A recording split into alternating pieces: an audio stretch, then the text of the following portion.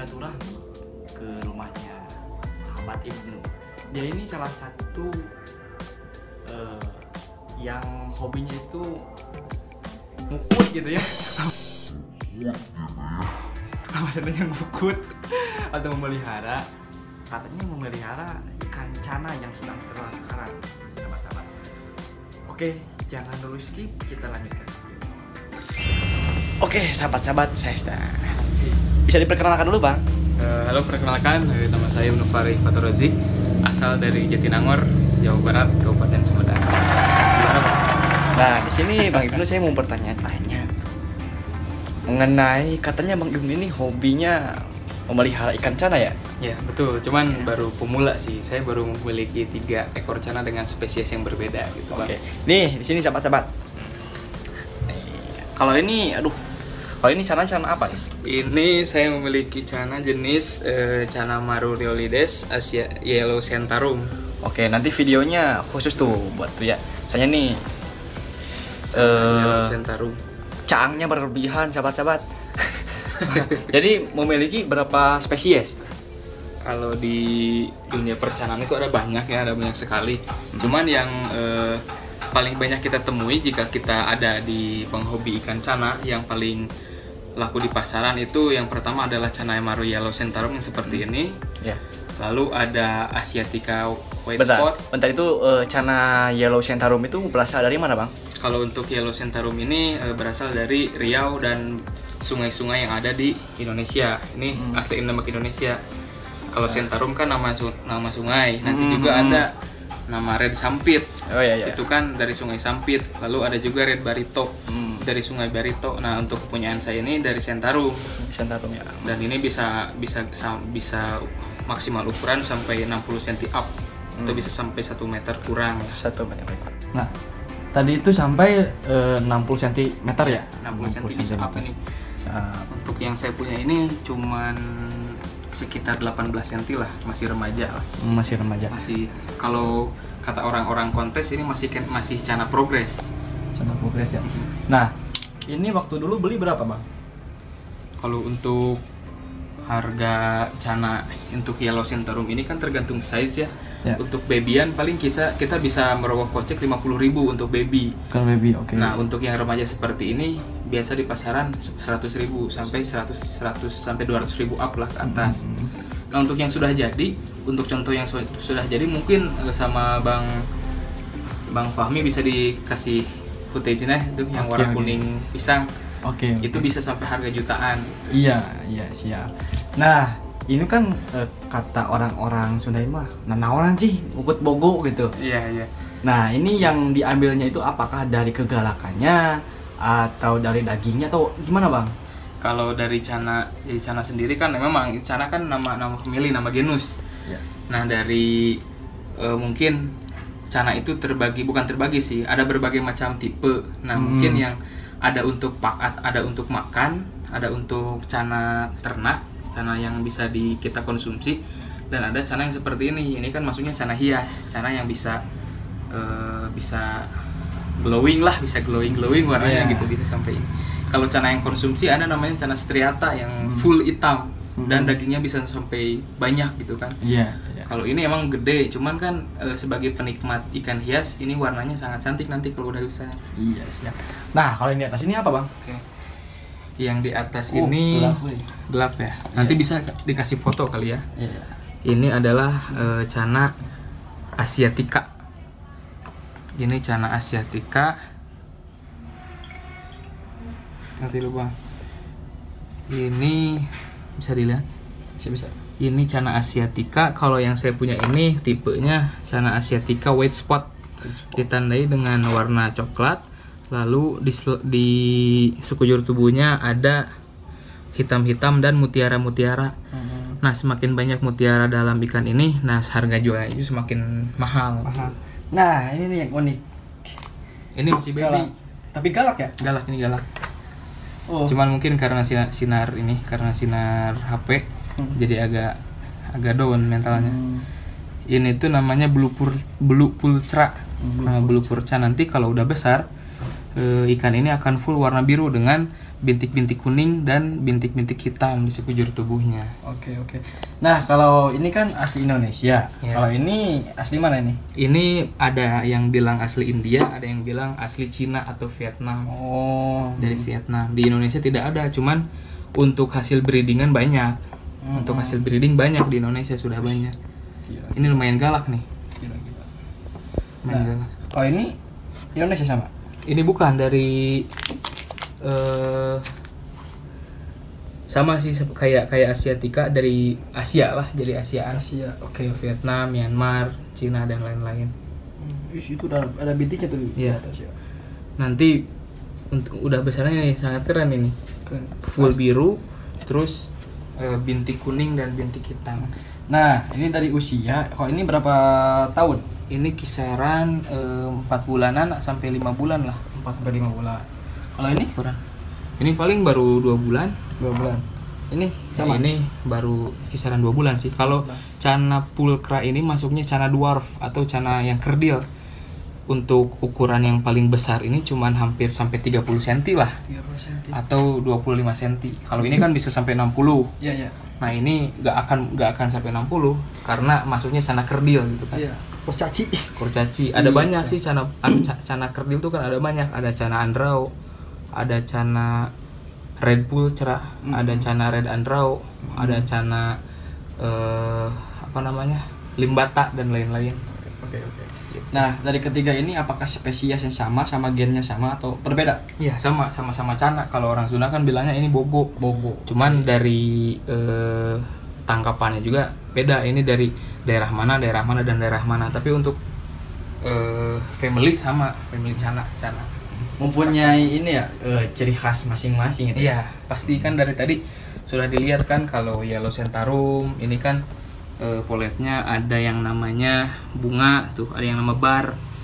Bar ini nanti kalau sudah besar akan menjadi bunga yang bermekaran. Nanti bisa dilihat lah footage kalau udah dewasa. Dan di sekujur tubuhnya pasti akan menjadi warna kuning seperti pisang, warna kuning ke Ya, oren-oren. siap, nanti dikasih gambarnya ya. Boleh. Nah, Bang, ini Channa. Kalau dari segi pakannya ini mempunyai pakan khusus atau bebas gimana? Kalau Channa sih ya kan masuknya kepada ikan predator kan. Masuknya kepada ikan predator, otomatis makanan yang masuk ikan predator. Namun kalau kita bisa mengakali ikan atau melatih ikan supaya memakan pelet, pasti bisa kalau kita latih supaya ikan-ikan kita memakan pelet. Seperti saya ini memakai pelet blue, pelet blue yang akan merangsang warna biru muncul, gitu. Nah, kalau ini kan pakai pelet. Ya. Sebenarnya kalau di alamnya itu pakannya apa itu? Kalau untuk di alam biasanya mereka makan ulat, cacing, udang-udang kecil, ikan-ikan kecil, bahkan kepiting. Cuman kepiting yang masih baby lah. Ya, siap. Ini Channa. Oke. Bang Ibnu mempunyai saran gitu buat pemula atau buat yang sudah menjalani gitu, saran khusus untuk memelihara Channa ini? Paling buat untuk kita yang mau terjun ke dunia Channa, sebelum kita membeli Channa, kita kan persiapkan akuarium. Nah, akuarium itu harus sesuai dengan ukuran Channa sendiri. Jika Channa itu masuk kategori Channa kerdil yang tidak akan bertumbuh besar, ya cukup kita menggunakan akuarium yang kecil. Namun bagi Channa-Channa yang nanti besarnya akan menjadi sangat panjang, otomatis kita harus memberikan akuarium yang nantinya akan cukup untuk tumbuh kembang si Channa ini. Nah, yang kedua kita harus memilih gen yang baik, karena kan kalau Channa ini untuk menjadi Channa yang muncul warnanya, muncul barnya, kan harus bukan seperti ikan hias yang lain yang sudah genetiknya warnanya ada. Kayak seperti ikan koi kan udah ada merahnya.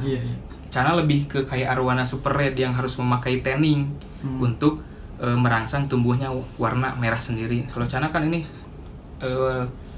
nanti finishnya di warna kuning ke oren-orenan, entah itu harus merangsang dengan pakan yang baik gitu.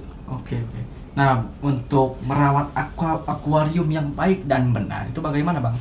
Untuk merawat akuarium, untuk Cana sendiri kan lebih suka air yang tenang lah, seperti air tenang. Otomatis kita harus memiliki substrat. Kalau bisa memakai filter ataupun tidak, tapi saya memutuskan untuk tidak karena mungkin soal ketenangan air sih. Karena kalau airnya tenang, ikan juga akan nyaman.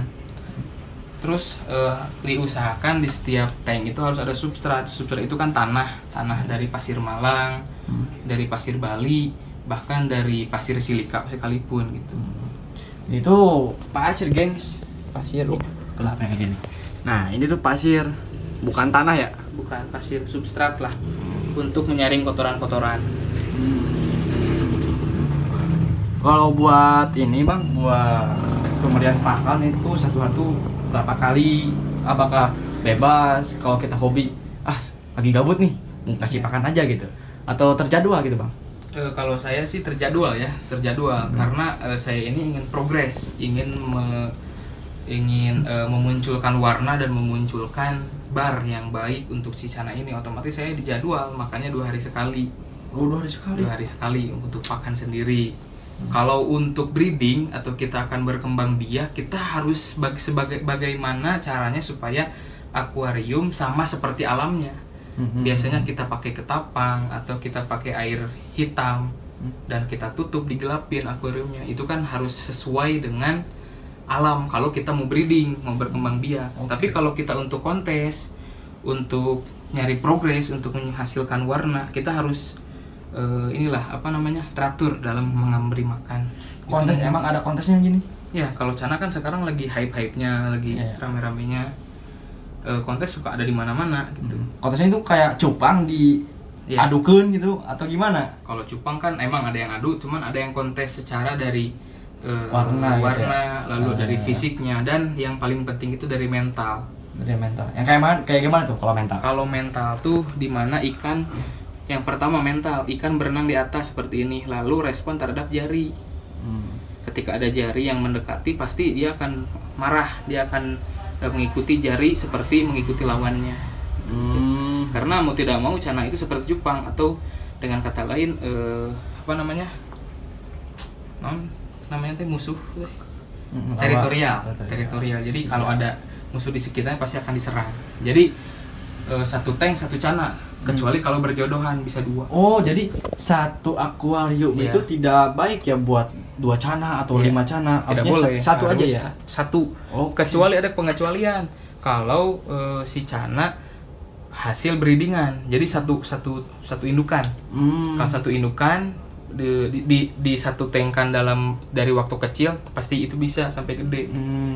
Tapi kalau beda indukan pasti akan berantem. Oh, berantem terus ya? Iya. Nah, ini nih Cana apa nih? Ini half moon. Cupang. Cupang satu itu. Cupang, oke. Mau live feeding, kita kasih makan? Boleh Kasih makan. Bosnya takut, Bang. Takut gigit tuh, Bang. Kalau gigit ya lumayan sih, lumayan. Lumayan apa? Kalau saya yang 2 hari sekali itu pakai udang. Tapi saya ini pakai magot kering sama udang kering buat cemilan. Ini tuh cemilan buat Cana. Yang punyanya juga suka cemil-cemil nggak? Suka lah, cemil. Tapi kalau untuk makanan pokok, saya kasih udang hidup atau udang yang ada di pasar. Banyak kali ya. Saya lihat, Mak. Bentar. Wis. Gila. Kayaknya udah lapar tuh. Wis. Kaget, Bang. Gitu. Lagi. Kalau untuk melatih mental Cana, kita harus menggoda dulu untuk baiknya, karena ini kan akan meningkatkan mental. Jadi kita taruh di depannya, lalu biarkan supaya si ikan mengikuti. Nah, ini akan melatih mental supaya dia tidak mager, dia tidak diam di pojokan. Setelah dirasa cukup, baru kasih makan. Kalau misalkan takut, kita lempar aja. Mantap. Seperti itu, Bang Fahmi. Oke. Gimana, Bang Fahmi? Oke, Bang Ibnu, terima kasih banyak ya atas ilmunya. ada kesalahan ya mohon maaf, namanya juga manusia ya, tidak luput dari kesalahan gitu ya. Mungkin sahabat-sahabat cukup sekian dari kami, dari jangan lupa nih like, comment, and subscribe dulu dan bisa di-share, semoga bermanfaat gitu ya. Amin.